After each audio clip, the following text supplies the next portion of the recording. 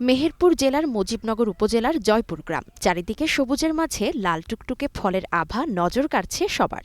এটি কৃষক মঞ্জুরুল ইসলামের স্বপ্নের স্ট্রবেরি বাগান। বছর চারেক আগে মেয়ের ইচ্ছে পূরণে শখের বশে বাড়ির ছাদে শুরু করেছিলেন স্ট্রবেরি চাষ।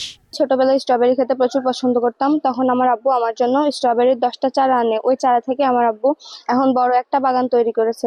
শখের বশে শুরু করলেও এবার বাণিজ্যিকভাবে 2.5 বিঘা জমিতে আবাদ করে ভালো ফলন পাচ্ছেন কৃষক মঞ্জুরুল। প্রথমে আমি 50টা চারা নিয়ে ট্রায়াল বেস শুরু করার পরে দেখি ব্যাপক একটা ফলন হচ্ছে। তো ওই দেখে আমার মনের ভিতর প্রেরণা জোগায়।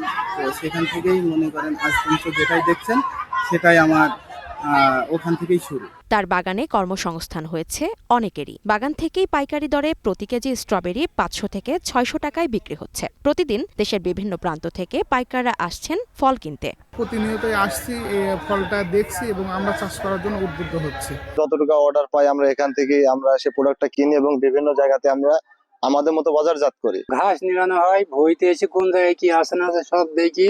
সব খরচ বাদে এই মৌসুম শেষে প্রায় 50 লাখ টাকা আয়ের আশা করছেন উদ্যোক্তা। তার এই সাফল্য দেখে এলাকার অন্য কৃষকরাও স্ট্রবেরি চাষে আগ্রহী হয়ে উঠেছেন। মঞ্জুরুলের এই উদ্যোগকে কৃষি বিপ্লব হিসেবে দেখছে স্থানীয় কৃষি অফিস।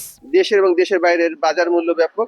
যদি আমরা দেশ এবং দেশের বাইরে নিরাপদভাবে এটা উৎপাদন করে সরবরাহ করতে পারি তাহলে আমরা লাভবান হব, কৃষকরাও লাভবান হবে। ভালোবাসা আর একাগ্রতা থাকলে যে শূন্য থেকে শিখরে পৌঁছানো যায়, মেহেরপুরের মঞ্জুরুল তার উজ্জ্বল দৃষ্টান্ত।